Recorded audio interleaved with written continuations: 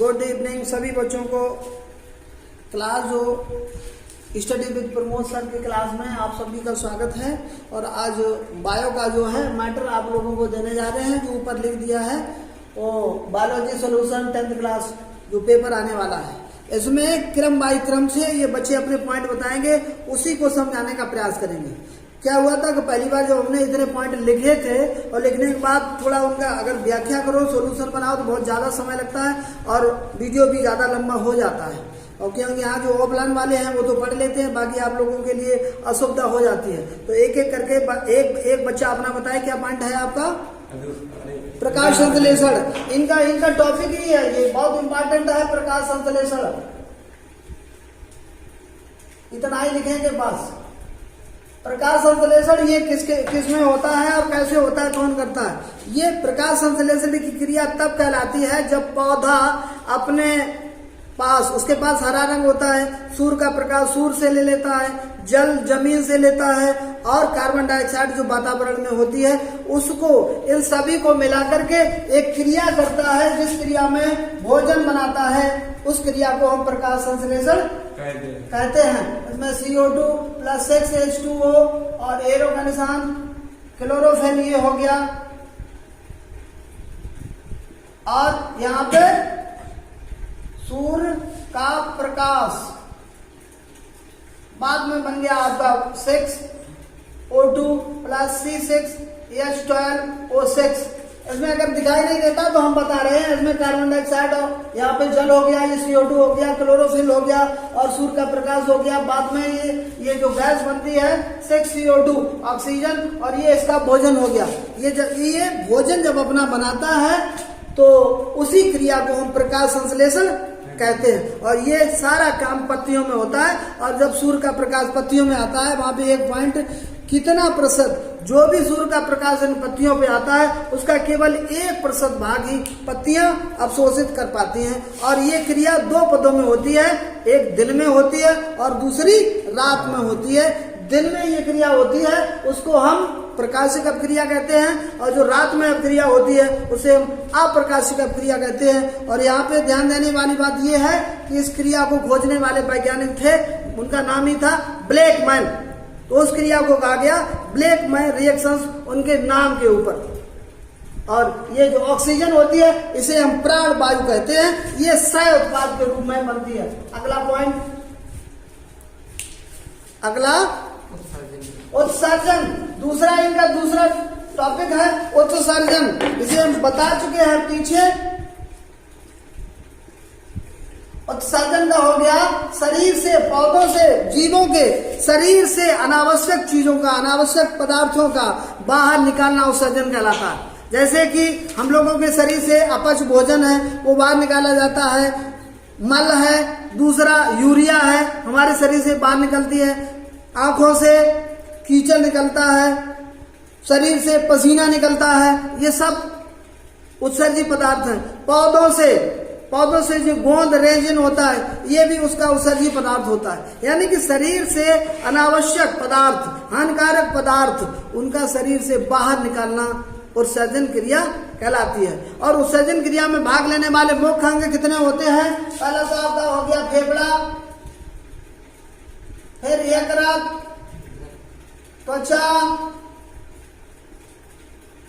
और बहुत ज्यादा हो जाएगा फिर उसमें से, और ब्रक। 4 पॉइंट समझ लीजिए, बड़ा क्वेश्चन भी आ सकता है। फेफड़े ये कैसे उत्सर्जन की क्रिया करते हैं। फेफड़े यानी कि जैसे हम सांस लेते हैं, सांस में जो वायु में ऑक्सीजन लेते हैं और वायुमंडल में इसी वायु में ऑक्सीजन कितनी होती है 21%। कितनी होती है 21%। वो ऑक्सीजन हम ग्रहण करते हैं और वो ऑक्सीजन सीधी पहुंच जाती है कहाँ पे, फेफड़ों में। और फेफड़ों में पूरे शरीर से इकट्ठा किया, और फेफड़ों से ही पूरे शरीर में रुधिर को भेजा जाता है, तो पूरे शरीर में ऑक्सीजन भेजी जाती है। और पूरे शरीर से जो कार्बन डाइऑक्साइड इकट्ठी होती है वो फेफड़ों में आती है और फेफड़ों द्वारा बाहर निकाली जाती है। तो ये ऑक्सीजन को अंदर और कार्बन डाइऑक्साइड को बाहर उत्सर्जन का काम किया। दूसरा यकृत हो गया, ये हानिकारक जीवाणुओं को मारता है, भोजन को सड़ने से बचाता है, और सबसे मेन पॉइंट यकृत का होता है, ये अमोनिया को यूरिया में बदलता है का बोलते रहो, अमोनिया को यूरिया में, हाँ बोलते रहो, कोई दिक्कत नहीं है। अमोनिया को यूरिया में ये बदलता है। उसके बाद में त्वचा कैसे उपसर्जी अंग है, ये हमारे शरीर से रोएं जो हैं इनके द्वारा शरीर से पसीना और दूसरे पदार्थों को शरीर से बाहर निकालती है। उसके बाद में व्रक कैसे उत्सर्जी पदार्थ हैं, व्रक ये सबसे महत्वपूर्ण अंग होता है शरीर में, जिसे हम किडनी भी कहते हैं। दो पाई जाती हैं, दाएं और बाएं भाग में। ये शोधन करती है रुधिर का, किसका, रुधिर का शोधन करती है, और 3 बार छलनी करती है। उसके बाद में पोषक पदार्थ हैं वो सोख लिए जाते हैं, और अंत में जो यूरिया बचती है वो हम बाहर निकाल देते हैं। अगला पॉइंट पाचन। जोर से बोला करो, सुनाई दे जाए, मैं टेंशन मत, नहीं बड़ा हो जाएगा, कोई बात नहीं। पाचन, ये पाचन सबके लिए बहुत महत्वपूर्ण तंत्र होता है। पाचन शुरुआत मुंह से होती है। मुंह, इसमें पाचन में भाग लेने वाले जो आहार नाल होती है उसके 6 भाग होते हैं। मुख, मुखगुहा, ग्रसनी, ग्रासनली, आमाशय, छोटी आंत, बड़ी आंत, ऐसे करके होते हैं। पाचन तो शुरुआत मुंह से ही हो जाता है। मुंह में ही हमारे 3 जोड़ी लार ग्रंथियां होती हैं। पहले भी हम बता चुके हैं आपको, कान से निकलती है कड़मूल, और जीभ से निकलती है अधोजिह्वा, और ये हन थोड़ी के नीचे से निकलती है, उसे अधोहनु कहते हैं। ये कितना हो गया, 3 जोड़ी लार ग्रंथियां, इनसे एंजाइम निकलता है टाइलेंट। मुंह से ही पाचन शुरू हो गया, इसका वहां पे मंड के पाचन कर दिया। उसके बाद नीचे जैसे ही शुरुआत हो जाती है, अलग अलग प्रकार के, जैसे आमाशय में हार्मोन वो निकलते हैं एंजाइम, वो भी पाचन करते हैं। छोटी आंत, बड़ी आंत, सब जगह पाचन होता है। मेन पॉइंट यहाँ पे क्या आ गया कि सबसे अधिक पाचन कहाँ पे होता है, ग्रहणी में। कई बार पूछा गया, सबसे अधिक पाचन ग्रहणी में, और सबसे अवशोषण छोटी आंत में, सबसे अधिक अवशोषण छोटी आंत में।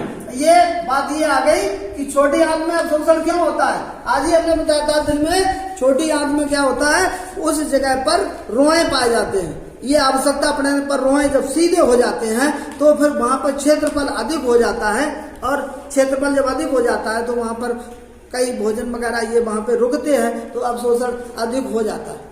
और पाचन की प्रक्रियाएं कई हैं। जैसे छोटी आंत है, उसका नाम छोटी आंत है, लेकिन लंबाई कितनी है, 6.5 मीटर की, और यहाँ गले से ही पाचन शुरू हो जाती है। सांस, यहाँ पे सांस नली भी होती है। खाना खाने में क्या हमें सावधानी बरतनी चाहिए, एक पॉइंट है कि खाना खाते समय हमें बात नहीं करनी चाहिए। क्यों नहीं करनी चाहिए, कि भोजन का टुकड़ा श्वास नली में चला जाएगा तो बहुत तेज से ठसार लगता है, और वो भोजन का टुकड़ा बाहर निकलता है। क्यों, ना तो ऑक्सीजन अंदर जा पाती और ना ही कार्बन डाइऑक्साइड बाहर आ पाती। ये आपका पाचन हो गया। अगला विषमपोषी एवं स्वपोषी पोषक। विषमपोषी, और ये पौधों वाली बात होगी, विषमपोषी और स्वपोषी। ये पौधे अपना भोजन स्वयं बनाते हैं, इसलिए हम इनको क्या कहते हैं, स्वपोषी। जो भी दुनिया में अपना भोजन स्वयं बना लेंगे उनको हम कहेंगे स्वपोषी। पौधे अपना भोजन स्वयं बना लेते हैं। बाकी सभी परपोषी होते हैं, बाकी सभी अर्थात जो अपना भोजन दूसरे पौधों से प्राप्त करें, दूसरे जंतुओं से प्राप्त करें, वो परपोषी हो गए। अब इनमें परजीवी भी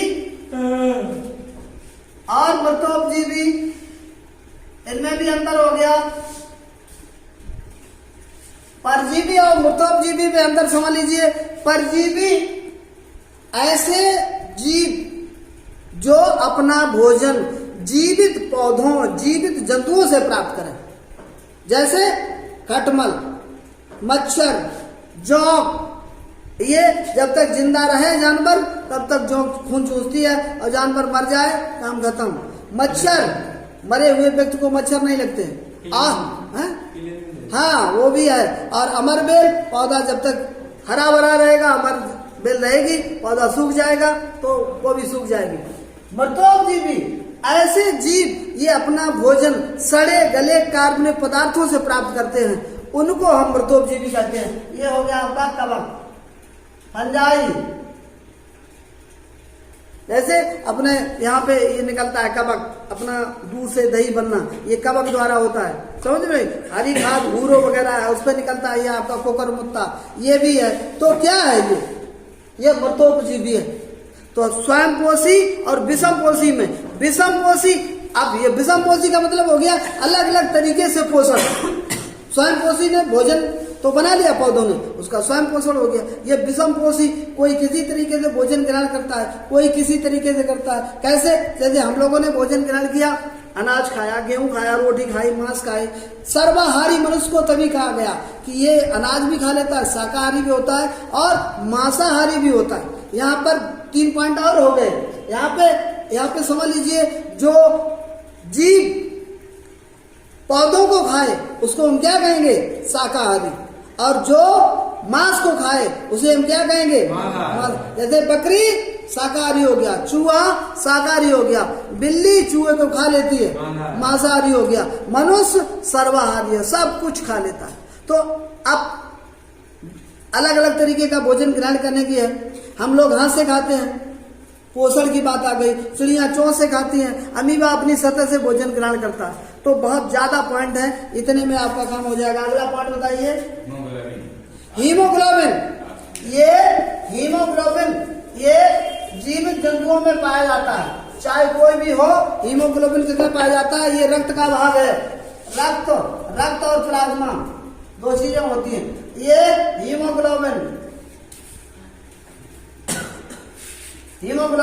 आरबीसी में पाया जाता है। बस आगे आप समझ लो। जो हीमोग्लोबिन आरबीसी यानी कि रुधिर में जो श्वेत रक्त कणिकाएं होती हैं वो 3 प्रकार की होती हैं। लाल रक्त कणिकाएं, श्वेत रक्त कणिकाएं, रुधिर प्लेटलेट्स, तीनों का काम अलग अलग है। अब यहाँ पे लाल रक्त कणिकाएं हैं, इसी में पाया जाता है हीमोग्लोबिन। हीमोग्लोबिन 2 शब्दों से मिलकर बना होता है, हीम और प्लस ग्लोबिन। हीम क्या है आपका? लोहा, और ग्लोबिन प्रोटीन। यानी कि ये लोहा है और एक प्रोटीन है, 2 शब्दों से मिलकर बना होता है। इसका मेन काम क्या है? ये जो पूरे शरीर में ही चक्कर लगाता रहता है, ये जैसे ही फेफड़ों के पास जाता है तो जैसे ही हम सांस लेते हैं वो ऑक्सीजन फेफड़ों में पहुंचती है, वहां पे ये ऑक्सीजन के साथ मिल करके ऑक्सी हीमोग्लोबिन क्या बनाता है? ऑक्सी हीमोग्लोबिन एक अस्थायी पदार्थ बनाता है और ये फिर वहां से चलना शुरू कर देता है और जहां जहां जिसे जैसी आवश्यकता है ऑक्सीजन की बांटता जाता, फिर खाली आप बुद्धू लौट के फिर फेफड़ों के बाद आ गए, फिर ऑक्सीजन ली, ये क्रम चलता रहता। तो जब ये हीमोग्लोबिन शरीर में कम हो जाता है तो शरीर को ऑक्सीजन नहीं मिलती है और उसकी मृत्यु भी हो सकती है आगे चल के। तो कितना महत्वपूर्ण पाप होता है ये का आरबीसी का। अब यहीं पे आगे समझ नहीं मिलेगा। दूसरी आपकी कणिकाएं हैं श्वेत रक्त कणिकाएं। इनका काम क्या है? शरीर की सुरक्षा। ये सिपाही हैं, जैसे ही रोग के कीटाणु शरीर के अंदर घुसते हैं तो ये इन्हें को मार डालते हैं। तो इनकी संख्या बहुत कम होती है, 8,000 से 20,000। और लाल रक्त कणिकाओं की संख्या होती है 55 लाख, 45 लाख 1 ml ब्लड में, तो उनकी संख्या ज्यादा होती है। ये लड़ाई करते करते सिपाही या फौजी ये कम हो जाते हैं। तीसरी आपकी वो रक्त कणिका वो होती है रुधिर प्लेटलेट्स। इसका काम क्या है? रुधिर का थक्का बनाना। कहीं पे चोट लग जाए तो ये जाल बना देती है और रुधिर को थोड़ी देर बाद बाहर नहीं निकलने देती। अगला पॉइंट, अगला बताओ ना किन का नंबर है? बाष्पोत्सर्जन पौधों में होने वाली क्रिया है। बाष्प धन उत्सर्जन, पानी का बाष्प के रूप में आसमान में उड़ जाना, उसे बाष्पोत्सर्जन क्रिया कहते हैं। जैसे हमने पौधों में खेती में पानी लगाया, देखा तो वो आज लगाया, कल नमी रही जगह, अगले 2 दिन में वो खत्म हो गया। कैसे? एक तो पानी धूप के द्वारा भाप बनकर उड़ गया। दूसरा पत्तियां भी पानी का भाप के रूप में उत्सर्जन करती हैं। किसके द्वारा? जैसे हम सांस लेते हैं नाक के द्वारा, पौधे सांस कैसे लेते हैं? नहीं, वो है स्टोमेटा, रंध्र। सही बताया, रंध्र जो पत्तियों में नीचे छेद पाए जाते हैं, उन्हीं के द्वारा ये सांस लेते हैं, उन्हीं के द्वारा ये पानी भाप के रूप में बाहर उत्सर्जित कर देते हैं। इस क्रिया को हम बाष्पोत्सर्जन कहते हैं। नेक्स्ट, पौधों में परिवहन। हम लोग खाना बनाते हैं, वो हाथों द्वारा खाते हैं, ठीक। पौधों में खाना बनता है, पौधों में खाना बनता है। कहाँ बनता है? अभी हमने पढ़ा था प्रकाश संश्लेषण क्रिया में। कहाँ बना? पत्ती में। और पत्ती में बना हुआ भोजन किसके द्वारा भेजा जाता है? फ्लोएम। फूड क्या बना? Food phloem. भोजन जो बना है वो पौधे के सभी भागों में फ्लोएम के द्वारा भेजा जाता है। और जल एवं खनिज लवण, जल एवं खनिज लवण, ये पौधे के सभी भागों में किसके द्वारा भेजा जाता है? जाइलम। तो ये ट्रिक याद कर लीजिए, ये हो गया फूफा, फूड और फ्लोएम, ये याद रहेगा। और ये हो गया जीजा, जल एवं जाइलम, ये दोनों के द्वारा भेजा जाता है। इनके भी अब टाइम नहीं है, इनमें भी 4 प्रकार की रचनाएं होती हैं, इनमें भी 4 प्रकार की रचनाएं होती हैं। इसमें जाइलम में जो मुख्य रचनाएं होती हैं वो वाहिकाएं। क्या बताया? वाहिकाएं और बाहरिकाएं। वाहिकाएं और बाहरिकाएं 2 रचनाएं हैं मैन, और उसमें होती है एक, और फ्लोएम तो होती है एक चालनी नलिका और दूसरी सह कोशिकाएं। चलनी छलनी के समान होता है, एक चालनी नलिका और दूसरी सह कोशिकाएं। आगे नेक्स्ट, माइटोकॉन्ड्रिया। ये एक कोशिकीय जीवों में नहीं पाई जाती है। कहाँ पाई जाती है? बहुकोशिकीय जीवों में। शुरुआत में जो कोशिकाएं बनी थी, ध्यान दो, टाइम कम है।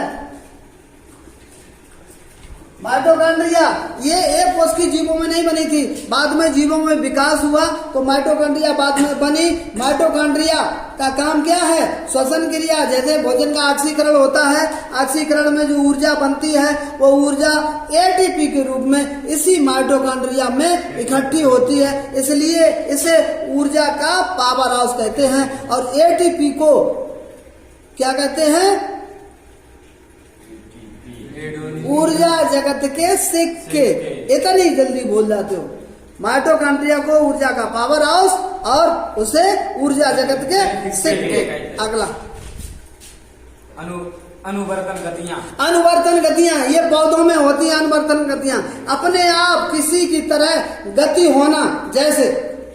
जैसे अनुवर्तन गतियां, जैसे आप समझ लीजिए पौधा है, सूरजमुखी का पौधा है, उसका फूल सूर्य निकलता है, उसकी तरफ होता है, बाद में वो घूम जाता है, वो भी अनुवर्तन करती है। वो क्या है? प्रकाशानुवर्तन। जैसे नीचे पौधा है, पौधे का तना सदैव ऊपर की ओर जाता है, तो क्या हुआ? प्रकाशानुवर्तन, मतलब प्रकाश की ओर उसका अनुवर्तन, प्रकाश की ओर उसका जाना, बढ़ना। तो अब जो जिसकी ओर जाता है उसे कैसे कहेंगे? यहाँ पे समझ लीजिए, जैसे तना ऊपर की ओर जाता है, प्रकाश की ओर जाता है, उसे कहेंगे धनात्मक प्रकाशानुवर्ती। और जड़ें प्रकाश की नीचे की ओर जाती हैं, उसे क्या कहेंगे? ऋणात्मक प्रकाशानुवर्ती। ठीक, समझ में आया? और इसी का उल्टा क्या हो गया? नीचे गुरुत्वाकर्षण बल है, ये नीचे की ओर जाती हैं जड़ें, तो वो क्या हो गया? जड़ें धनात्मक गुरुत्वानुवर्ती, और तना उल्टी ओर जाता है तो क्या हो गया? ऋणात्मक गुरुत्वानुवर्ती। तो दोनों है, अनुवर्तन गतियां हैं। ये कोई प्रकाश की ओर जाता है, कोई नीचे की ओर जाता है। जो नीचे की ओर जाता है, प्रकाश से अगर रिलेटिव करेंगे तो तना हो गया धनात्मक प्रकाशानुवर्ती और जड़ें हो गई ऋणात्मक प्रकाशानुवर्ती। और अगर गुरुत्वाकर्षण की ओर हम ध्यान करेंगे तो जड़ें धनात्मक गुरुत्वानुवर्ती हो गया और तना ऋणात्मक गुरुत्वानुवर्ती हो गया। आगे, यूकारियोटिक कोशिका और प्रोकारियोटिक कोशिका। प्रोकारियोटिक कोशिका सबसे पहले दुनिया में बनी थी। इसमें न माइटोकॉन्ड्रिया थी, न राइबोसोम था, न लाइसोसोम था, न केंद्रका थी, कुछ नहीं था, केवल एक कोशिकीय जीव ही बने थे। वो कोशिका ही ऐसी थी, उसको हमने प्रोकारियोटिक कोशिका कहते हैं। जैसे ABCD में पहला अक्षर P होता है, मतलब प्राइमरी पहली कक्षा से शुरू, इसी के आधार पर इसका नाम प्रोकैरियोटिक कोशिका कहा। बाद में जैसे जैसे इसका विकास हुआ तो फिर इसमें फिर माइटोकॉन्ड्रिया पाई गई, इसमें राइबोसोम पाए गए, इसमें लाइसोसोम पाए गए, इसमें अंतःप्रदब्बी जालिका पाई गई, इसमें केंद्रक बना, केंद्रिका बनी, ढेर सारे अंग बने। जब विकास इसका हो गया तो फिर इसको यूकैरियोटिक कोशिका कहा गया। वो बहुकोशिकीय जीवों में पाई जाती है और ये प्रोकैरियोटिक कोशिका एक कोशिकीय जीवों अर्थात अमीबा है, पैरामीशियम, प्लाज्मोडियम बाइवेक्स ये इत्यादि इनमें पाई जाती है। और बाकी शेष जीवों में जिनका विकास हो गया उन सब में यूकैरियोटिक कोशिका पाई जाती है। नेक्स्ट लैमार्क बाद लैमार्क ने जैव विकास के बारे में 4 पॉइंट बताए थे, उन्हें याद करिए। 4 पॉइंट बताए थे। पहला उन्होंने बताया था कि अंगों में आकार में वृद्धि की प्रवृत्ति। उन्होंने कहा दुनिया में जिस जीव ने भी जन्म लिया है वो उसमें आकार में वृद्धि की प्रवृत्ति होती है। आकार में वृद्धि की प्रवृत्ति यानी कि बच्चा छोटा होता है वो भी बड़ा होता है और पौधे भी छोटे से बड़े होते हैं। दूसरा फिर उन्होंने क्या बताया था, वातावरण का सीधा प्रभाव। उन्होंने बताया था जैसे वातावरण में पौधा रहेगा, जीव रहेगा, उसका वातावरण सीधा उसी के ऊपर पड़ेगा। यानी कि लोमड़ी, बिल्ली और चीता ये एक ही पूर्वज की संतानें हैं, अलग अलग माहौल में रही तो इनका प्रभाव भी अलग हो गया, अलग अलग इनका खाना हो गया, अलग अलग स्वरूप हो गया। तीसरा था, फिर क्या बताया था तीसरा, मुझे भी याद नहीं है। अंगों का उपयोग तथा अनुपयोग। उन्होंने बताया था कि जिस अंग का अधिक उपयोग करेंगे वो अधिक ज्यादा अंग शक्तिशाली होगा, जिसका उपयोग नहीं करेंगे वो शक्तिशाली नहीं होगा। जैसे हमारे शरीर के 2 हाथ होते हैं, हम सीधे हाथ का ज्यादा उपयोग करते हैं वो ज्यादा शक्तिशाली होता है, और जिसका और ये बाएं हाथ का उपयोग कम करते हैं वो कम शक्तिशाली होता है। आखिरी में उन्होंने बताया था कि आनुवंशिक लक्षणों की वंशागति। उन्होंने कहा था कि ऐसे धीरे धीरे विकास करके और जो नए लक्षण आए हैं वो धीरे धीरे नई पीढ़ी में पहुंच गए और नई पीढ़ी का विकास हो गया। उन्होंने जिराफ का उदाहरण दिया था। जिराफ पहले छोटा था, छोटी गर्दन वाला, छोटे टांगों वाला था, जंगल में रहता था, पत्ते खाते खाते फिर जब आवश्यकता पड़ी तो उसने गर्दन उचकाई और गर्दन उचकाने के बाद फिर उठाया, पैर भी अपने ऊपर उठाए। धीरे धीरे धीरे धीरे सैकड़ों वर्षों बाद ये लक्षण दूसरी पीढ़ी में चलते चले गए और लंबी गर्दन वाला और लंबी टांगों वाला जिराफ बन गया। ये उनका था लैमार्क। नेक्स्ट डार्विनवाद। लैमार्क वो पुस्तक का नाम याद है? लैमार्क ने पुस्तक अपनी प्रकाशित की थी वहीं पे 1809 में।